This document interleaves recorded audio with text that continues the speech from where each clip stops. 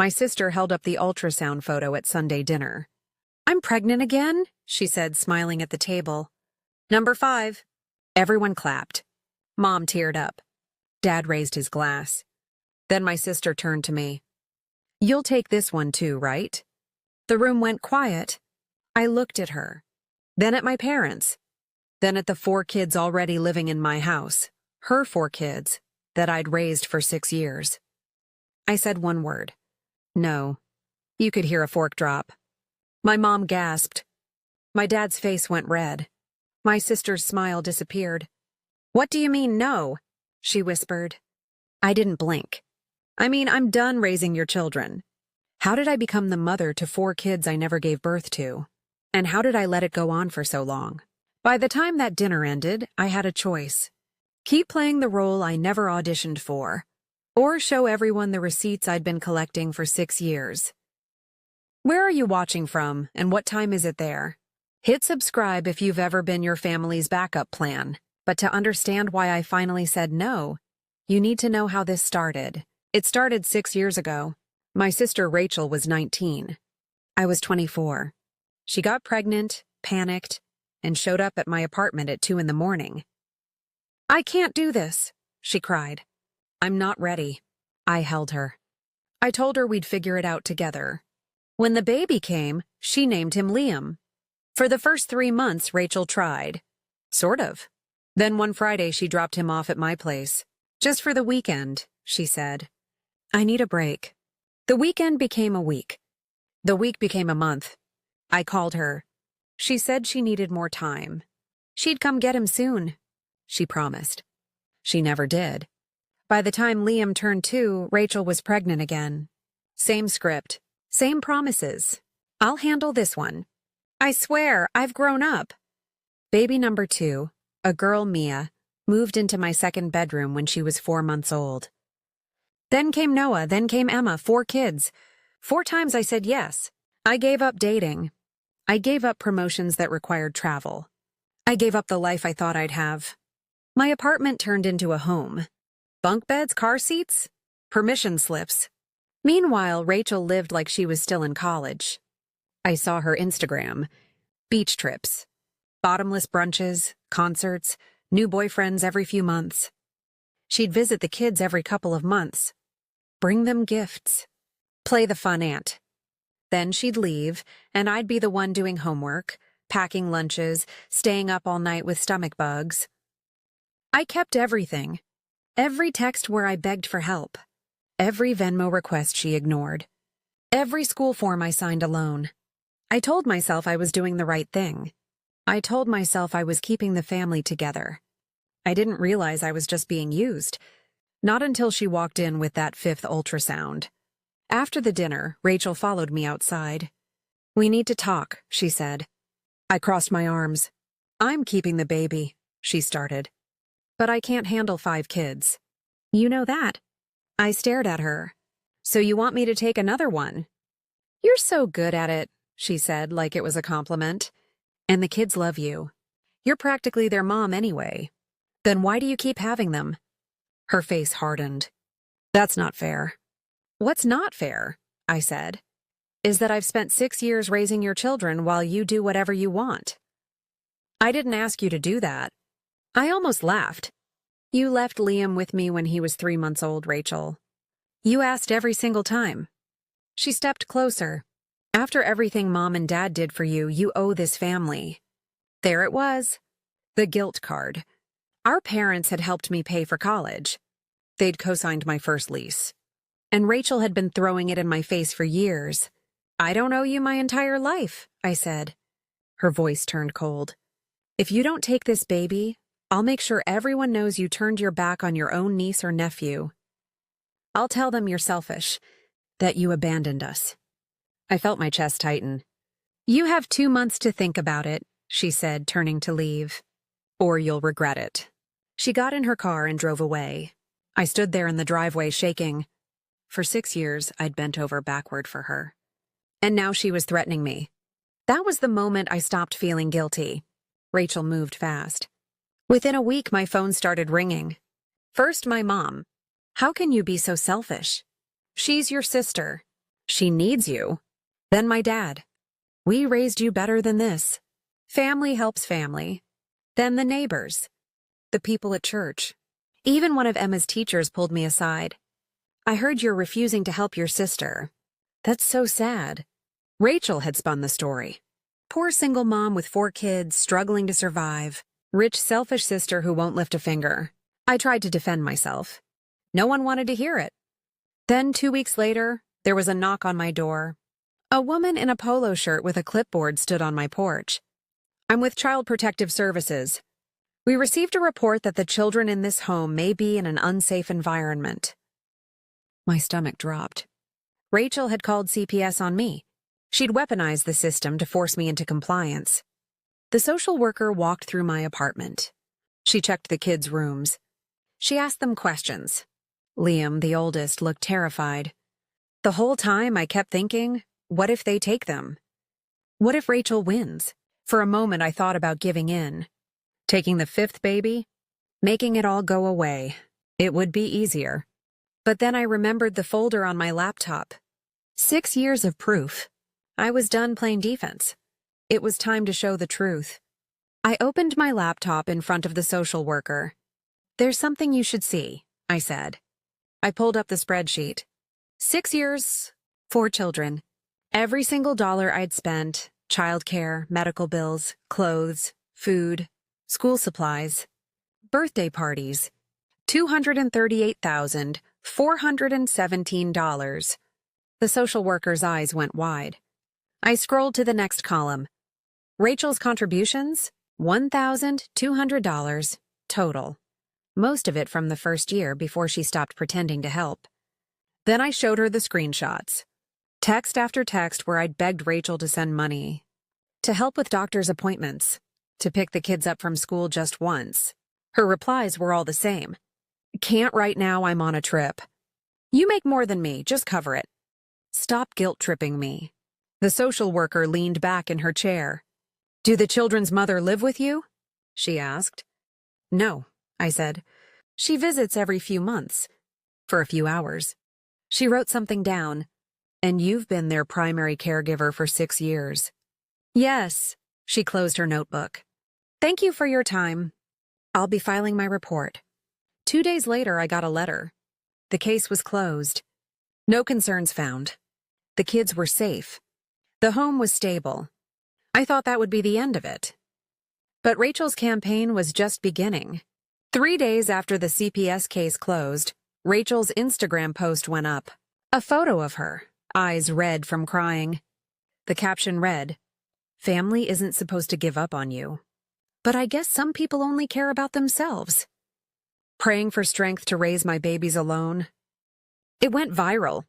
Locally, at least. Hundreds of comments. Strangers calling me terrible names. People I'd never met deciding I was a monster. Someone sent the post to my boss. He called me into his office. We've been getting some concerning messages about you, he said carefully. Is everything okay at home? I tried to explain, but how do you defend yourself against a story people want to believe? That night my parents called. Not to check on me, to deliver an ultimatum. You need to make this right, my dad said. Apologize to your sister. Take the baby, or you're out of the will. We mean it. I hung up. I thought it couldn't get worse. Then the legal notice arrived. Rachel had filed for emergency custody. She claimed I had unlawfully alienated her from her children, that I was keeping them from her against her will. She wanted them back, all 4 of them. The court date was set for 12 days out. I sat on my kitchen floor staring at the papers. If I lost, the kids would go back to her. Back to someone who'd barely seen them in 6 years. Back to chaos. I had to decide. Settle quietly and take the 5th baby to make her drop it or go nuclear. I chose nuclear. I hired a lawyer the next morning. Her name was Ms. Carolyn Hayes. She specialized in family law. I showed her everything. The spreadsheet. The texts. The custody filing. She listened quietly. Then she said, I'm going to run a few checks. Give me 48 hours. 2 days later, she called me back. Sit down, she said. I sat. Your sister has been receiving government assistance for all 4 children. For 6 years. I blinked. What? SNAP benefits. Childcare vouchers. She's been claiming them as dependents who live with her. That's $2,400 a month. My stomach turned. But they don't live with her. They live with me. Correct. Which makes it fraud. She kept going. She's also been claiming all 4 kids on her taxes. Every year. As dependents in her care. I claimed them on my taxes, I said. I know, I saw. Which means she double-dipped. Ms. Hayes pulled up her screen. And here's where it gets interesting. Look at her bank records. I looked. Designer bags. Flights to Cancun. Bottle service at clubs. All purchased in the same month she received benefits for children she didn't feed, clothe, or house. She's been running a scheme, Ms. Hayes said quietly. And you were the unpaid infrastructure. I felt cold. Baby number 5 wasn't an accident. It was a raise. Ms. Hayes laid it all out. A 5th child means an additional $600 a month in benefits. That's $7,200 a year, plus bigger tax credits. She pulled up another file. Your sister also has $34,000 in credit card debt. She's 2 months behind, and she was evicted from her last apartment. I stared at the screen. She's broke. She's more than broke. She's desperate. And she's built a lifestyle that depends on those checks. I thought about the custody filing. She doesn't actually want the kids back, I said slowly. No, she wants to scare you into taking the 5th baby. If you do, she keeps the income stream. If you don't, and the state investigates, it all falls apart. Then Ms. Hayes showed me one more thing. An email from my mother to Rachel. We'll keep helping you, sweetie. But don't tell your sister. She wouldn't understand. My parents knew. They'd been sending her money every month. They knew she didn't have the kids. They just didn't want to admit it. Because admitting it would mean admitting they raised someone who abandoned 4 children for a check. I wasn't family to Rachel. I was a paycheck. And my parents were accessories. I looked at Ms. Hayes. What do we do? She smiled. We fight back. Ms. Hayes and I built the plan. First, we filed a counter-motion. A petition for legal guardianship of all 4 children. Permanent guardianship. If Rachel wanted to fight, we'd make it official. Legal. Binding. Second, we sent a referral to the State Fraud Investigation Unit. Every document, every receipt, every benefit record. We handed them everything. Third, we requested a family meeting. Not in court, not yet. A mediated resolution conference.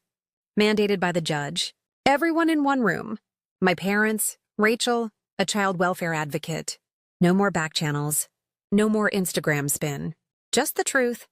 And the receipts. Ms. Hayes looked at me. Are you ready for this? I thought about Liam, asking me last week if his mom was going to take him away. I thought about Emma, who didn't even remember living anywhere else. I thought about 6 years of my life spent keeping them safe. Yes, I said. I'm ready. The meeting was scheduled for the following Thursday. I didn't sleep the night before. I wasn't angry anymore. I wasn't scared. I was just done. Done being used. Done being guilted. Done carrying people who refused to stand. I walked into that conference room with a folder in my hand and nothing left to lose. And I was ready to burn it all down if I had to. The conference room was small and cold. Rachel sat across from me. My parents sat next to her. The mediator, a woman named Dr. Patel, sat at the head of the table. Ms. Hayes sat beside me. Dr. Patel opened her folder. We're here today because 4 children's futures are at stake. Let's start with facts, not emotions. She looked at Rachel.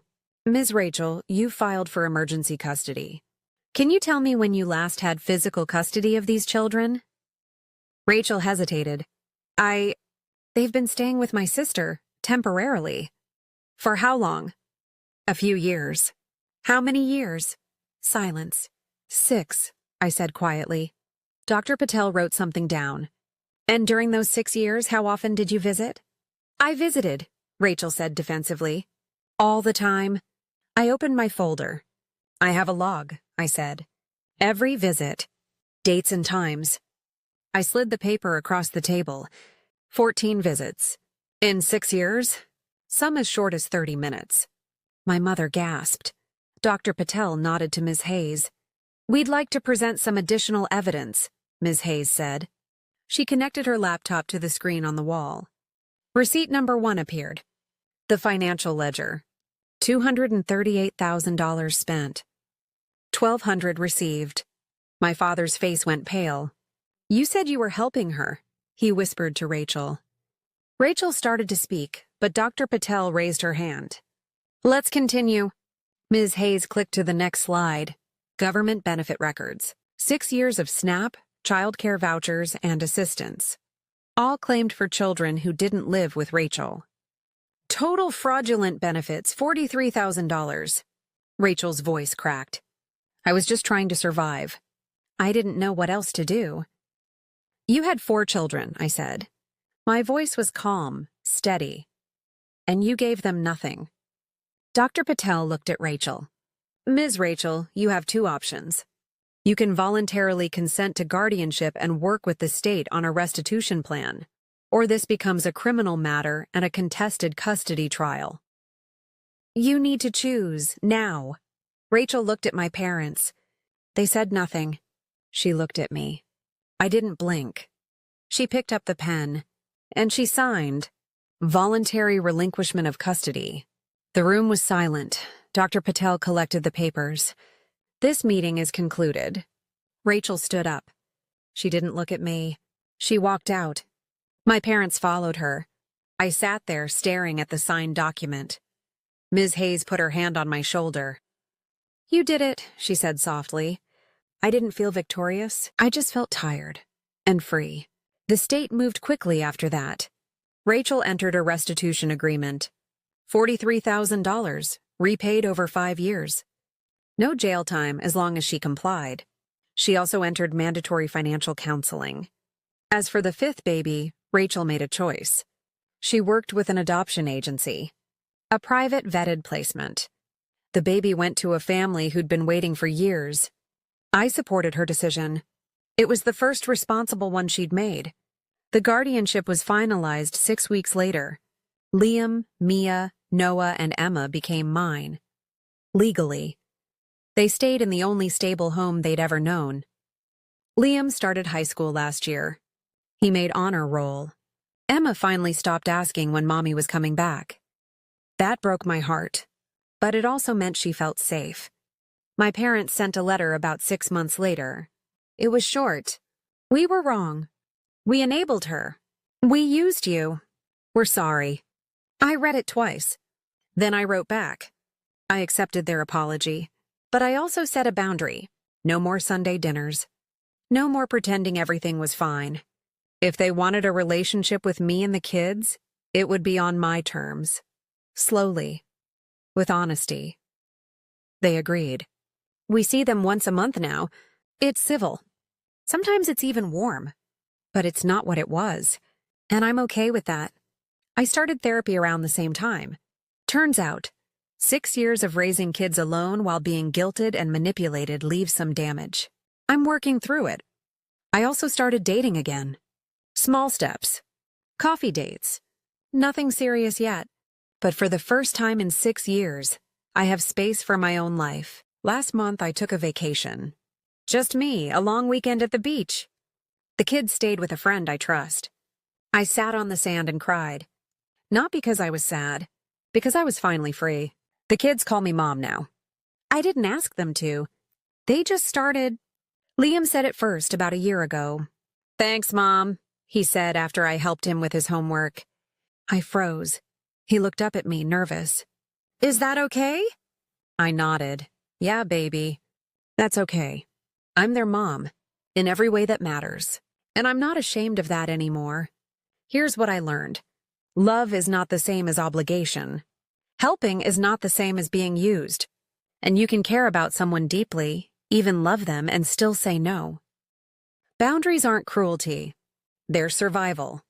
I don't regret helping my sister in the beginning. But I also don't regret walking away when she tried to bleed me dry. You can't save people who don't want to be saved. But you can save yourself, and sometimes that's enough. If you've ever been the one holding your family together while someone else fell apart, drop a comment. What boundary did you finally set? And if this story hit home, subscribe. I read every single comment. This has been a fictionalized dramatization for entertainment purposes. It is not legal or financial advice. Thank you for listening.